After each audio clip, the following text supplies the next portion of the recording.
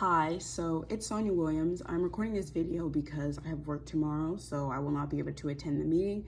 But before I start giving the presentation, I'm just gonna go ahead and flip my camera around just so you guys know that it's me and it's not like I got somebody else to do this whole presentation.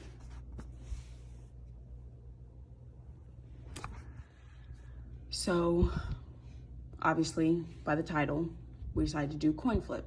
In my group, it's me, Lydia Christina, Anna Birch, and Jenny Bishop. So for our experiment, we chose a penny and we flipped it 100 times. We wanted to see if the results would truly be 50-50.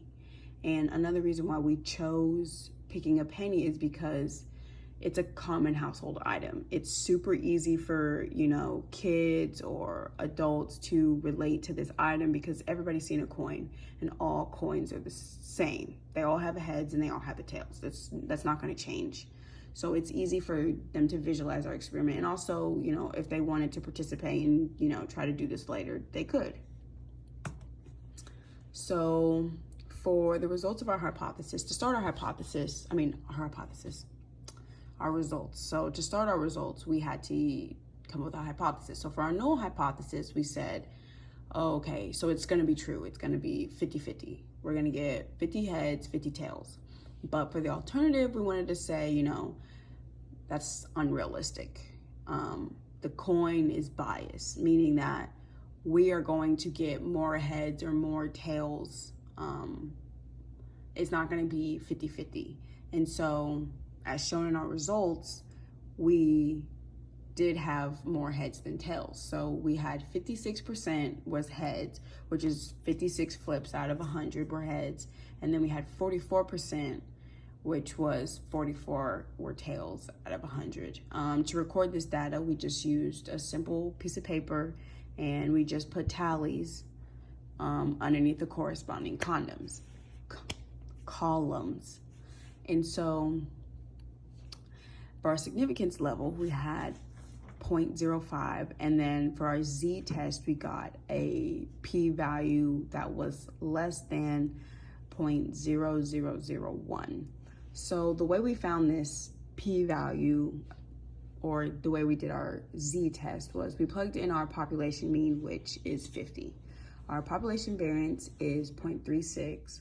Our sample mean, which we just went ahead and used the number of how many times we got heads, which was 56, and our sample size as 100, since obviously we flipped a coin 100 times. We then plugged it in and we plugged in the level of significance, which is 0.05, and that our hypothesis is one-tailed. We used Excel for calculating our p-value, and we also used it to help analyze our data with our standard deviation, the code average, and our p-value. So in conclusion from the test, we found that our p-value is significant since it is less than 0.5.